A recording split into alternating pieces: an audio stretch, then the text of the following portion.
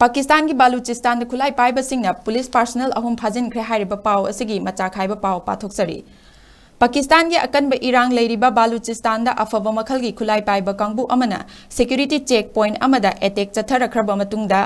police constable अहुम फारगा पुख्रे हाइरि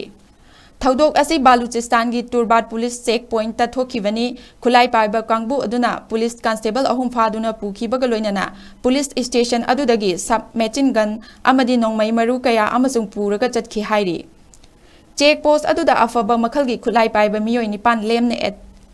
लोमना अटैक चथरखिबनी हौजिक फावबदा अटैक चथरंबा कांगबु अदु करंबा ग्रुप की मियोय सिंगनो हाइबा खंगबा ngamdri group अमतना मखोइना तौबनी हाइनासु लाउथोरकपसु लैट्री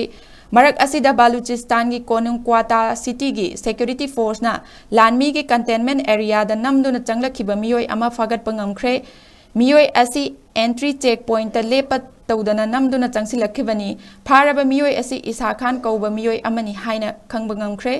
mark Suzuki van अमा थौरगा कोटा कंटेनमेंट एरिया दा नमदुना चंगसिलखि सिक्योरिटी ना लंबी दा महाकी मसक खंगदोकनबा चेक तौबा एरिया अदुदा गाड़ी खांबा तौदना अमदी मसक ताकलमदना नमदुना गाड़ी थौरगा चंखिबनी महाकना कंटेनमेंट एरिया असिगी मेन गेट लांथोक्तुना चंखरबा मतुंग सिक्योरिटी हाई अलर्ट लाउथोक्तुना मथंगी गेट यौरमदाइदा मंगोंदा अटैक चथनबा सेम सादुना लैखि